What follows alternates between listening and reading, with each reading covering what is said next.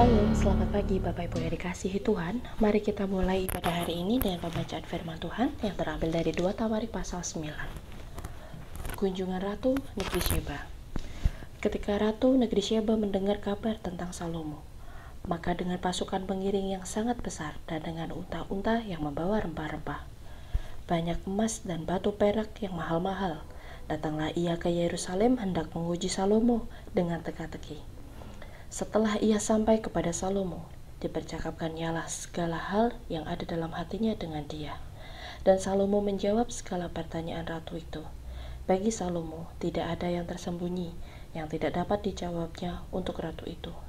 Ketika Ratu Negeri Sheba melihat hikmat Salomo dan rumah yang telah didirikannya, makanan di mejanya, cara duduk pegawai-pegawainya, cara pelayanan-pelayanannya melayani, dan berpakaian juru-juru minumannya, dan pakaian mereka, dan korban bakaran yang biasa dipersembahkannya di rumah Tuhan. Maka tercenganglah ratu itu, dan ia berkata kepada raja, "Benar juga kabar yang kudengar di negeriku, tentang engkau dan tentang hikmatmu. Tetapi aku tidak percaya perkataan-perkataan yang mereka sampai aku datang dan melihatnya dengan mataku sendiri. Sungguh, setengah dari hikmatmu yang besar itu belum diberitahukan kepadaku. Engkau melebihi kabar yang kudengar. Berbahagialah orang-orangmu, dan berbahagialah para pegawaimu ini, yang selalu melayani engkau dan menyaksikan hikmatmu. Terpujilah Tuhan, Allahmu, yang telah berkenan kepadamu sedemikian hingga ia mendudukan engkau di atas tahtanya sebagai raja untuk Tuhan, Allahmu. Karena Allahmu mengasihi orang Israel, maka ia menetapkan mereka untuk selama-lamanya, dan menjadikan engkau raja atas mereka untuk melakukan keadilan dan kebenaran. Lalu diberikan kepada raja 120 talenta emas dan sangat banyak rempah-rempah dan batu permata yang mahal-mahal. Tidak pernah lagi ada rempah-rempah seperti yang diberikan Ratu Negeri Sheba kepada Raja Salomo itu. Lagi pula hamba-hamba Huram dan hamba-hamba Salomo yang membawa emas dari Ofir, membawa juga kayu cendana dan batu permata yang mahal-mahal. Raja mengerjakan kayu cendana itu menjadi tangga-tangga untuk rumah Tuhan dan istana raja, dan juga memberi kecapi dan gambus untuk para penyanyi. Hal seperti itu tidak pernah kelihatan sebelumnya di tanah Yehuda. Raja Salomo memberikan kepada Ratu Negeri Sheba segala yang dikehendakinya, dan yang dimintanya melebihi yang dibawa ratu itu untuk raja. Lalu ratu itu berangkat pulang ke negerinya bersama-sama dengan pegawai-pegawainya.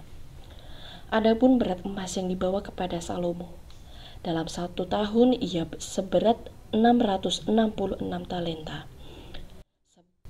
Belum terhitung yang dibawa oleh saudagar-saudagar dan pedagang-pedagang, juga semua raja Arab dan bupati-bupati negeri itu membawa emas dan perak kepada Salomo.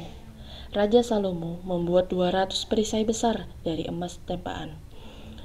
600 shikal emas tempaan dipakainya untuk setiap perisai besar. Ia membuat juga 300 perisai kecil dari emas tempaan. 300 shikal emas dipakainya untuk setiap perisai kecil. Lalu raja menaruh semuanya itu di dalam gedung hutan Libanon. Juga raja membuat tahta besar dari gading yang disalutnya dengan emas murni. Tahta itu 6 tingkatnya, dan tumpuan akhirnya dari emas yang dipautkan pada tahta itu, dan pada kedua sisi tempat duduk dan kelek-kelek. Di samping kelek-kelek itu berdiri 2 singa, sedang 12 singa berdiri di atas ke-6 tingkat itu. Sebelah menyebelah belum pernah diperbuat yang demikian bagi sesuatu kerajaan. Segala perkakas minuman Raja Salomo dari emas dan segala barang-barang di gedung hutan Libanon itu dari emas murni. Perak tidak dianggap berharga pada zaman Salomo, sebab raja mempunyai kapal-kapal yang berlayar di Tarsis bersama-sama dengan orang-orang Huram, dan sekali 3 tahun kapal-kapal Tarsis itu datang membawa emas dan perak serta gading, juga kera dan burung merak. Raja Salomo melebihi semua raja di bumi dalam hal kekayaan dan hikmat. Semua raja di bumi berikhtiar menghadap Salomo untuk menyaksikan hikmat yang telah ditaruh Allah di dalam hatinya. Mereka datang masing-masing membawa persembahannya, yakni barang-barang perak dan barang-barang emas, pakaian, senjata, rempah-rempah, kuda, dan bakal. Dan begitulah tahun demi tahun. Salomo mempunyai juga 4.000 kandang untuk kuda-kudanya dan kereta-keretanya dan 12.000 orang berkuda yang ditempatkan dalam kota-kota kereta dan dekat raja di Yerusalem. Dan ia memerintah atas semua raja mulai dari sungai Efrat sampai negeri orang Filistin dan sampai ke tapal batas Mesir. Raja membuat banyaknya perak di Yerusalem, sama seperti batu, dan banyaknya pohon kayu ara sama seperti pohon ara yang tumbuh di daerah bukit. Kuda untuk Salomo didatangkan dari Misraim dan dari segala negeri. Selebihnya dari riwayat Salomo dari awal sampai akhir. Bukankah semua hanya itu tertulis dalam riwayat Nabi Nathan dan dalam nubuat Ahia, orang Silo itu, dan dalam penglihatan Ido, pelihat itu, tentang Yerobeam bin Nebat. Salomo memerintah di Yerusalem atas seluruh Israel 40 tahun lamanya. Kemudian Salomo mendapat perhentian bersama-sama dengan nenek moyangnya, dan ia dikuburkan di kota Daud, ayahnya. Maka Rehabeam anaknya menjadi raja menggantikan dia. Amin. Terima kasih. Tuhan Yesus memberkati. Shalom, selamat pagi jemaat JKI UCC semua. Sebelum kita ibadah pada pagi hari ini, ayo saya ajak jemaat JKI UCC dimanapun kita berada. Kita tundukkan kepala, kita berdoa, kita mohon Tuhan ada, Tuhan lawat ibadah kita pada pagi hari ini. Terpujilah namamu Tuhan Yesus, hari ini kekal selama-lamanya. Kami mengucap syukur untuk pagi yang indah ini Tuhan, di mana kami masih bisa, kami masih dapat beribadah, kami mengucap syukur. Kami percaya Engkau tetap Tuhanku yang baik, dan kami tetap percaya Engkau ada pada kami pada pagi hari ini. Oleh sebab itu Tuhan kami mengucap syukur. Bagaimanapun bentuknya ibadah kami pada pagi hari ini Tuhan, tetap kami mau katakan bahwa Tuhan kami yang kami sembah, Tuhan Yesus Kristus adalah Tuhan yang baik. Tuhan yang tidak pernah meninggalkan kami. Tuhan yang ada pada ibadah kami pada pagi hari ini. Terima kasih Tuhan Yesus. Terima kasih kami siap beribadah pada pagi hari ini. Di dalam nama Tuhan Yesus kami sudah berdoa dan mengucap syukur. Haleluya. Amin. For God so loved the world, come on, that He gave His only Son, and whosoever believes will not perish, they shall have eternal life. We believe it, God. I shall hold to the cross. I shall hold to God alone, for His love has salvaged me, for His love has set me free. For God so loved the world that He gave His only Son, and whosoever believes will not perish, they shall have eternal life. Hallelujah. Hallelujah. I shall wait upon the Lord, and I shall wait upon His word, and by His grace I am released, and by His grace I am redeemed. Oh,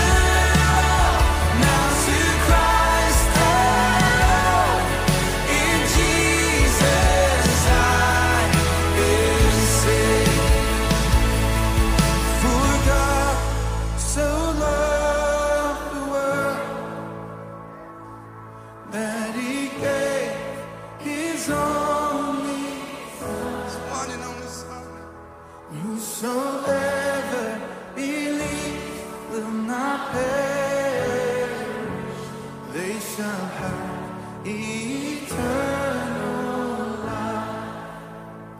Yes, they shall have eternal life.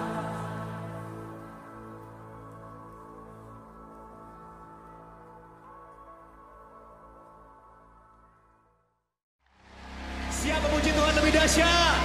Tepuk tangan bagi Tuhan yang luar biasa. Kita memuji Tuhan bersama pada hari ini. Yang setuju tepuk tangan dong. Kasih yang begitu besar, lebih kuat dari dosa. Kasih yang menemukanku, selamatkan dan pulihkanku. Ku naikkan syukurku, ku tak akan berhenti memuji, meninggikan namamu selalu, menari, memuliakanmu. Dibebaskan, dibangkitkan, hidup yang kau beri dan kini hanya untukmu.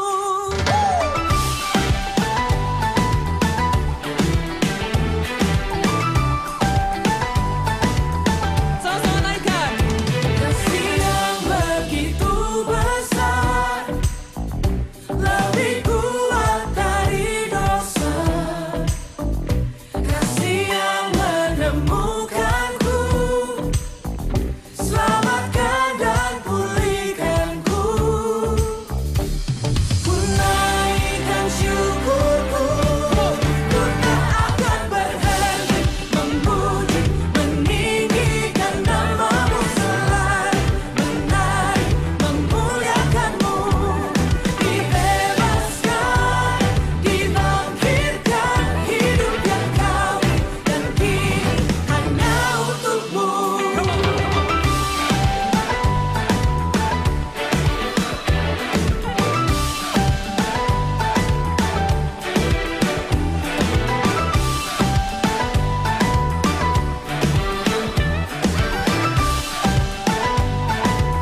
Sama-sama naikkan syukur kita.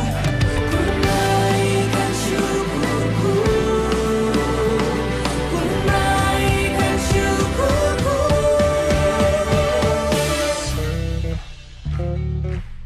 On bass, Samuel Mali. Yeah.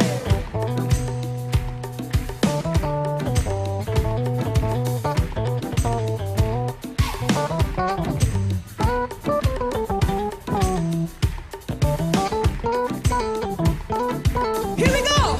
Ku tak akan berhenti memuji, meninggikan namamu selalu, menari, memuliakanmu. Dibebaskan, dibangkitkan, hidup yang kau beri dan kini hanya untukmu. Takkan berhenti meninggikan namamu. Dibebaskan, dibangkitkan, hidup yang kau beri dan kini hanya untukmu. Hidup yang kau beri dan kini hanya untukmu.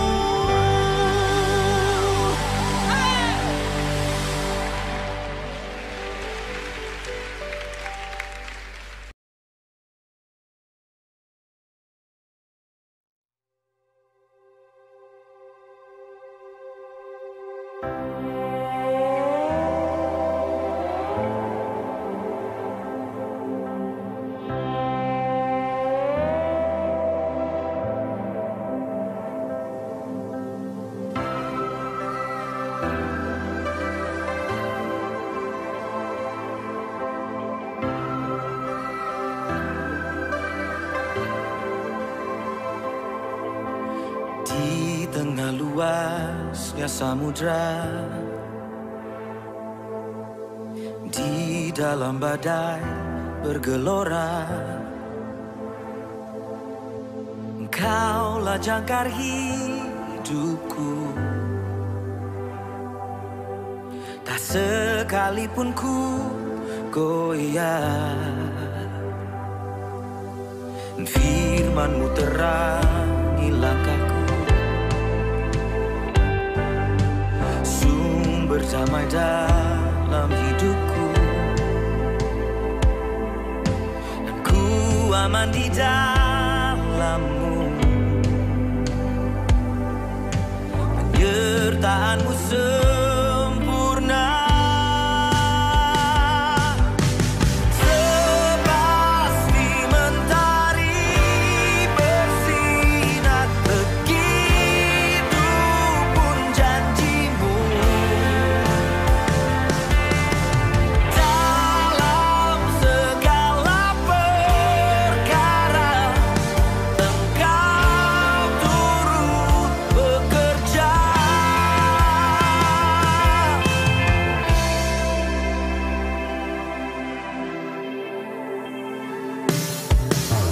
Firman-Mu terangi langkahku, sumber damai dalam hidupku, ku aman di dalam-Mu.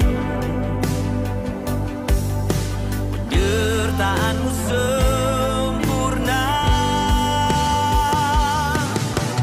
sepasti mentari bersinar, begitu pun janji-Mu. Oh, dalam segala perkara Engkau turut bekerja. Sepasti mentari bersinar, begitu pun janji-Mu. Oh, dalam segala perkara Engkau turut bekerja.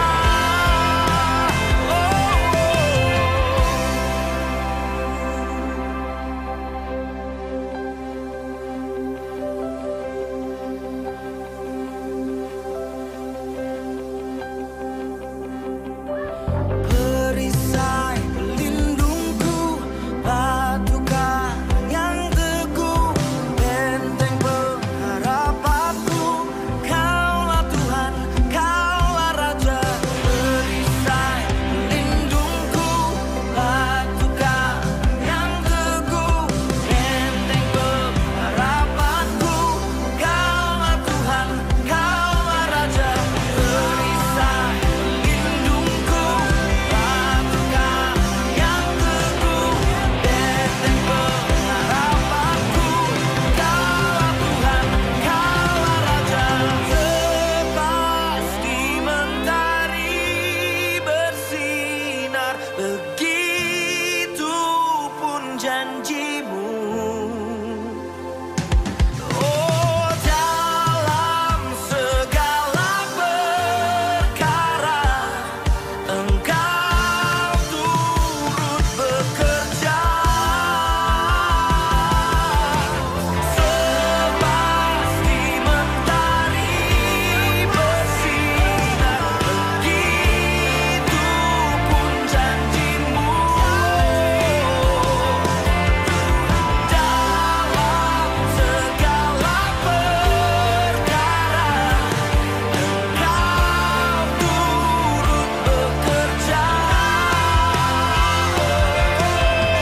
Sepasti mentari bersinar, begitu pun janji-Mu.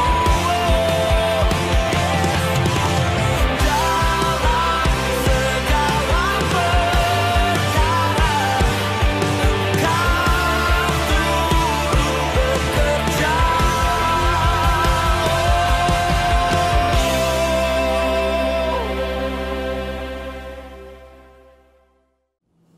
Shalom Bapak Ibu yang dikasihi Tuhan, selamat bertemu kembali. Kita bersukacita karena hari ini kita dipertemukan kembali oleh kasih Tuhan. Baik, sebelum kita bersama-sama mendengarkan firman Tuhan, kita akan terlebih dahulu datang kepada yang di dalam doa. Mari kita berdoa. Bapa di dalam surga, Bapa yang kami sembah di dalam Tuhan Yesus, kembali kami datang kepadamu dengan segala ucapan syukur dan terima kasih kami. Kalau sampai pada hari ini Tuhan masih memberikan kekuatan, kesehatan, damai sejahtera, sukacita, bahkan umur panjang dan nafas kehidupan masih ada di dalam hidup kami semuanya. Saat ini kami sediakan hati kami sebagai tanah yang baik untuk menerima kebenaran firman Tuhan. Biarlah firman-Mu boleh berbicara kepada setiap kami, memberkati hidup kami, dan mengubahkan kehidupan kami. Untuk kami semakin mengerti kasih Tuhan, mengerti kehendak Tuhan, apa yang harus kami kerjakan, kami lakukan selama kami ada di muka bumi ini. Terima kasih Tuhan. Roh Kudus, sekali lagi urapi kami semuanya, untuk kami dapat mengerti dan memahami kebenaran firman Tuhan. Dalam nama Tuhan Yesus kami sudah berdoa. Haleluya. Amin. Bapak Ibu yang kasih Tuhan, pada saat ini kita akan bersama-sama belajar dari satu firman Tuhan yang terambil dari Amsal pasal 18 ayat yang ke-21. Hidup dan mati dikuasai lidah. Siapa suka menggemakannya akan memakan buahnya. Hari-hari ini kita diperhadapkan dengan situasi yang sulit, situasi yang banyak orang bisa mengeluh, situasi yang menyebabkan banyak orang akhirnya mudah emosi. Nah, sebagai anak-anak Tuhan, kita mau belajar supaya kita tidak sembarangan mengucapkan sesuatu, supaya kita tidak gampang dalam meresponi atau bereaksi akan sesuatu. Tetapi seperti firman Tuhan yang kita dengar pada saat ini, hidup dan mati dikuasai lidah. Hati-hati dengan lidah kita masing-masing. Seperti apa yang keluar dari mulut kita, seperti itu juga nanti akan terjadi dalam hidup kita. Sebaliknya, kalau kita melakukan sesuatu yang baik, maka itu yang baik terjadi dalam hidup kita. Jadi Bapak Ibu yang dikasihi Tuhan, kita akan belajar bersama-sama hari ini bagaimana kita meresponi segala sesuatu. Mari kita akan bersama belajar dari satu peristiwa, satu kejadian yang pernah tertulis dalam Alkitab dari Bilangan pasal 13 ayat 31 sampai 33. Ini kisah menceritakan bagaimana ketika Musa mengutus 12 pengintai. Sebelum mereka masuk negeri perjanjian itu, Musa perlu mengutus 12 pengintai dulu untuk melihat, untuk mengerti seperti apa keadaan mereka. Dan 12 orang yang diutus ini adalah orang-orang pilihan, orang-orang yang luar biasa. Mereka adalah kepala suku, dan ketika mereka sudah mengintai negeri itu, mereka harus kembali lagi dan memberi laporan. Nah, kita akan lihat dan perhatikan seperti apa laporan mereka. Laporan mereka terbagi menjadi 2 laporan. Laporan yang pertama disampaikan oleh 10 orang, laporan yang kedua disampaikan oleh 2 orang. Kita akan lihat laporan yang pertama yang disampaikan oleh 10 orang. Bilangan 13 ayat 31 sampai 33 berkata demikian. Tetapi orang-orang yang pergi ke sana bersama-sama dengan dia berkata, kita tidak dapat maju menyerang bangsa itu karena mereka lebih kuat daripada kita. Juga mereka menyampaikan kepada orang Israel kabar busuk tentang negeri yang diintai mereka dengan berkata, negeri yang telah kami lalui untuk diintai adalah suatu negeri yang memakan penduduknya.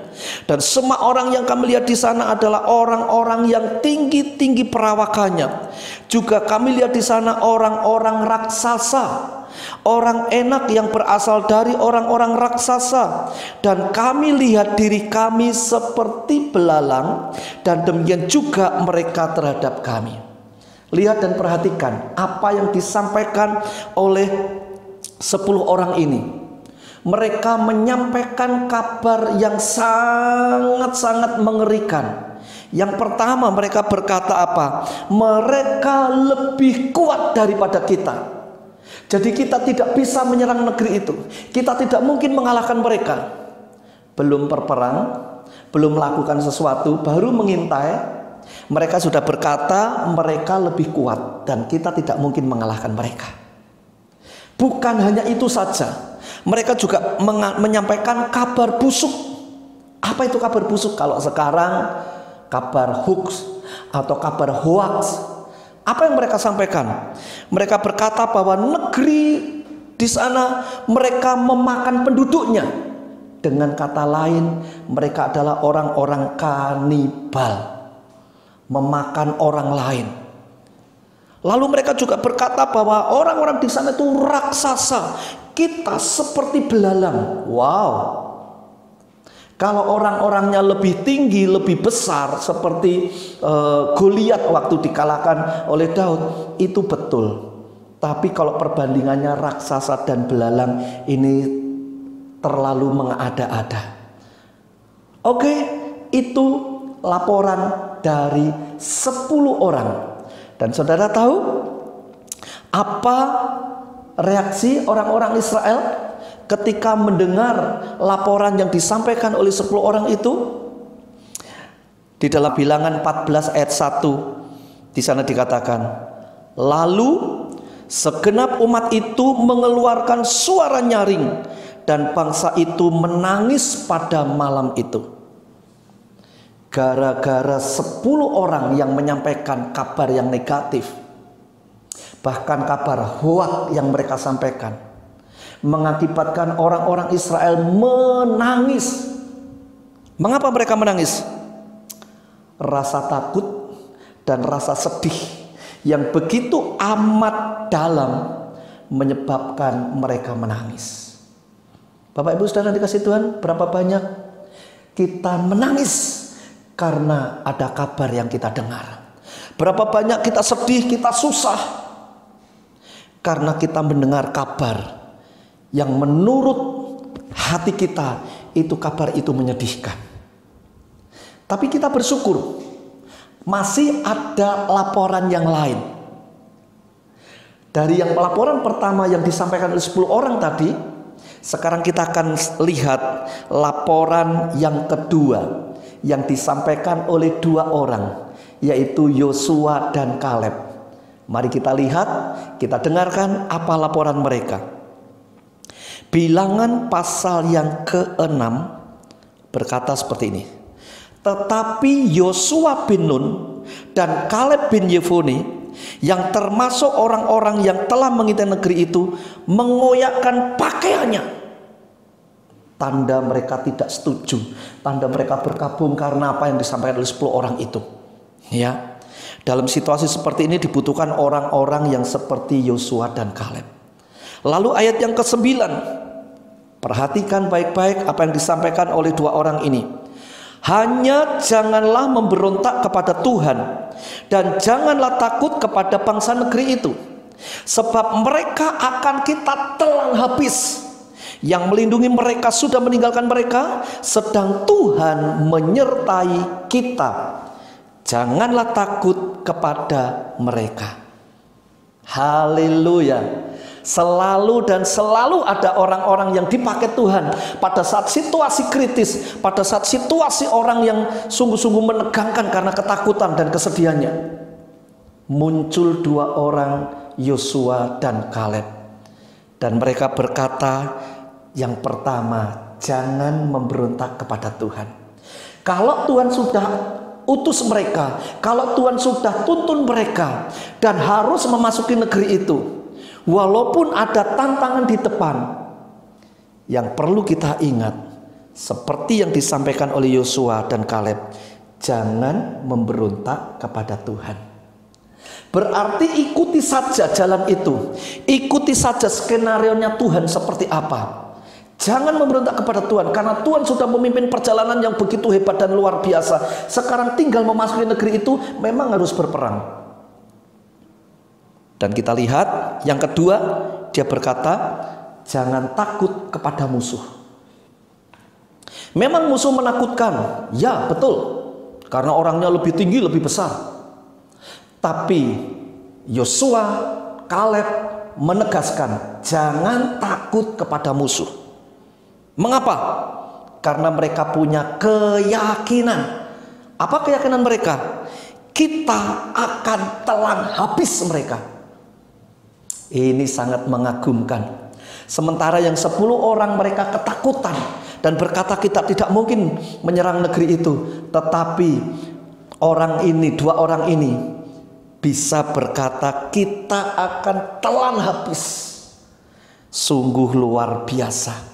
kita akan telan habis. Sangat dahsyat. Nah, Bapak Ibu Saudaraku yang dikasih Tuhan, mengapa mereka punya keyakinan seperti itu?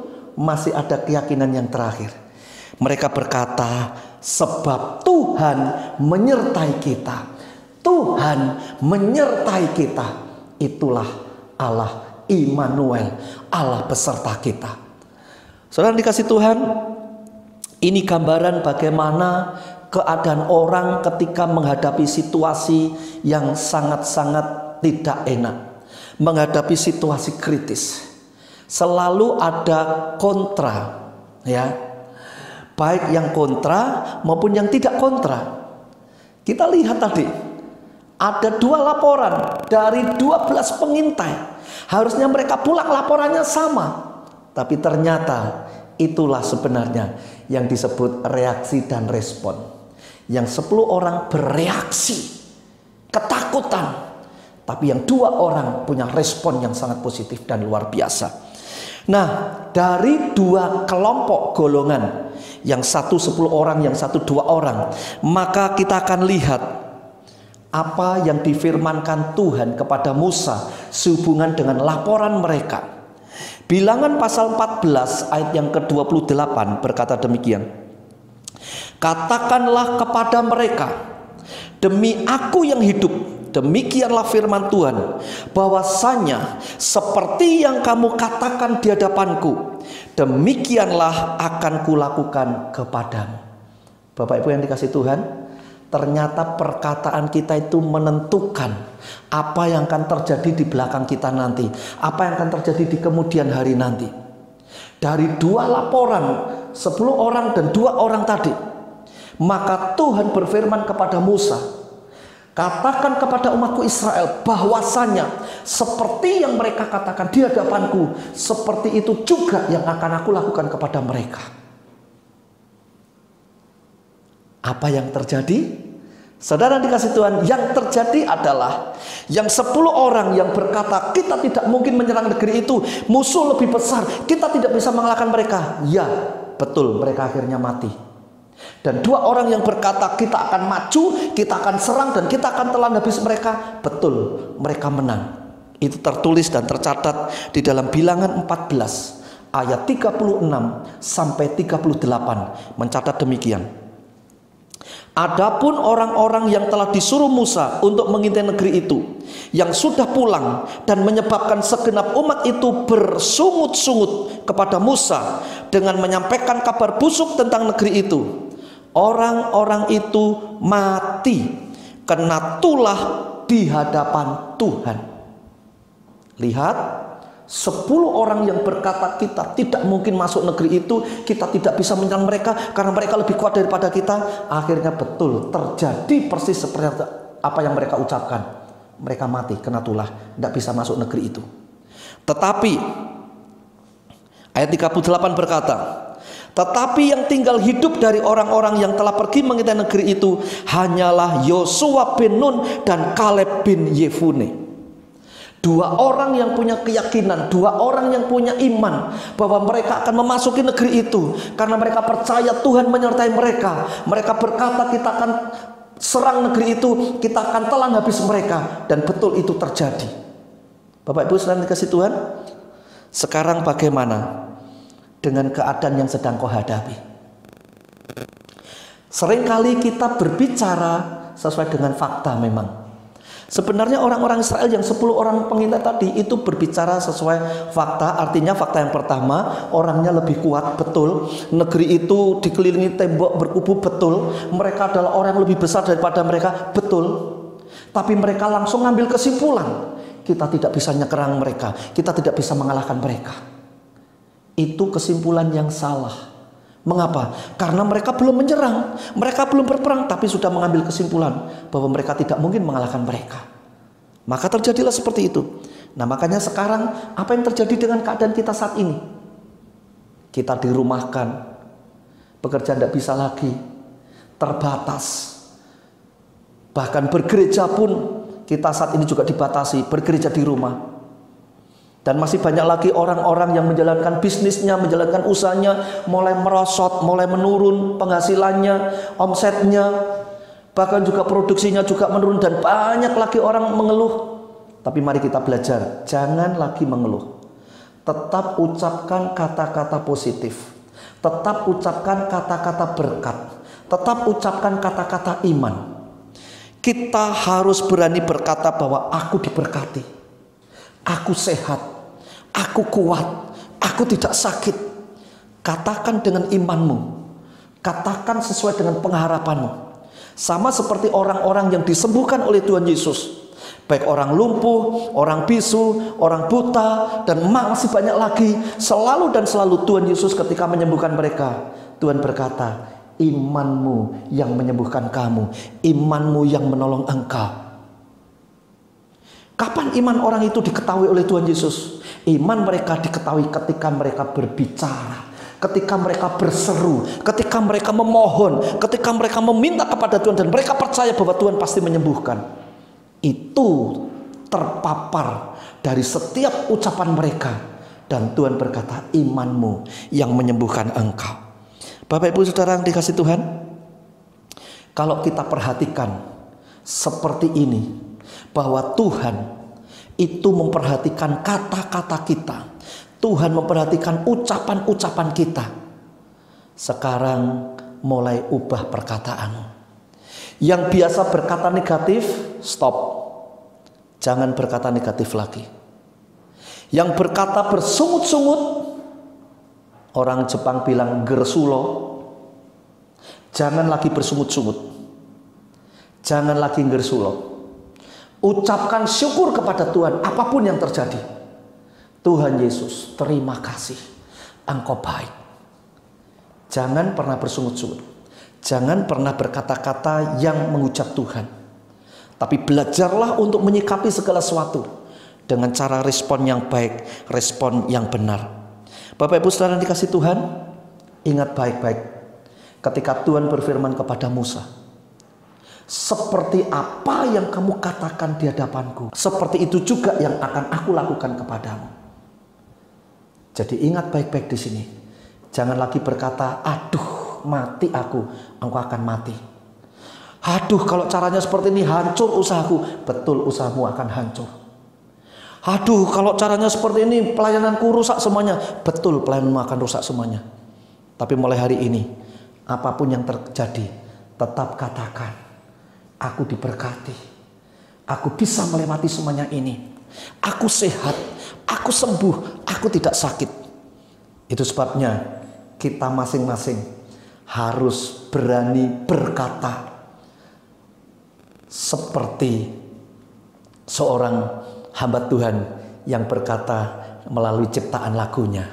Dia berkata demikian. Aku percaya berkat-Mu atasku melimpah.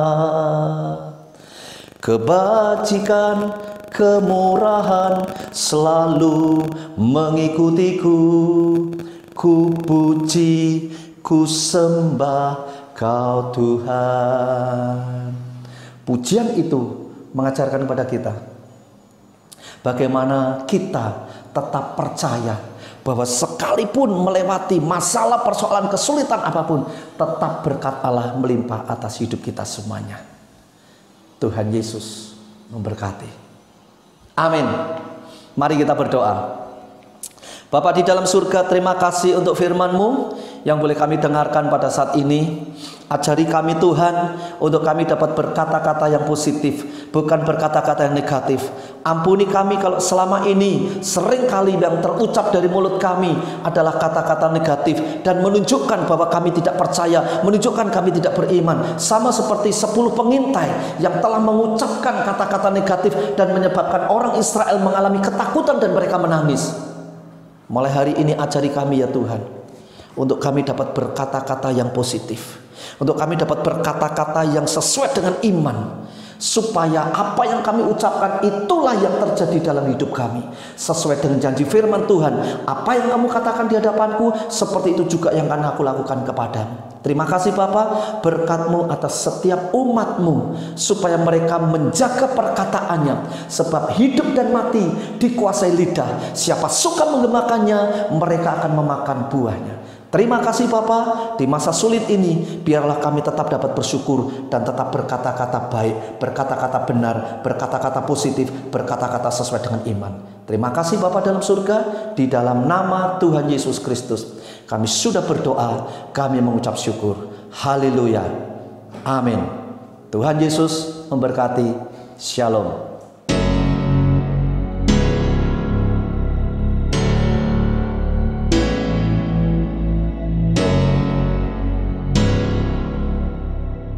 Pengakuan iman rasuli.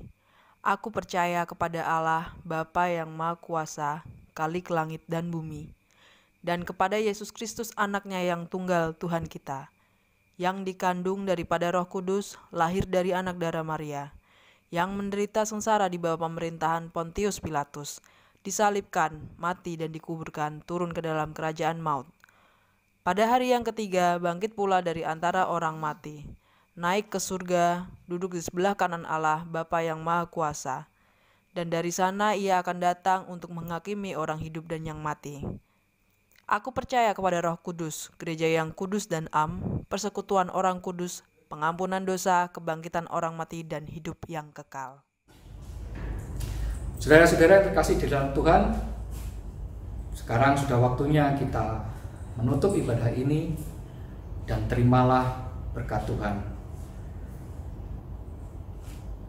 Kasih karunia dan anugerah dari Allah Bapa kita di surga, serta berkat-berkat-Nya yang terbaik yang tercurah di dalam kehidupanmu, cinta kasih dan pengampunan dari Tuhan kita Yesus Kristus, serta persekutuan dan pertolongan Allah Roh Kudus akan terus bersama-sama dengan engkau, mulai hari ini hingga Maranatha, sampai Tuhan Yesus datang yang kedua kalinya.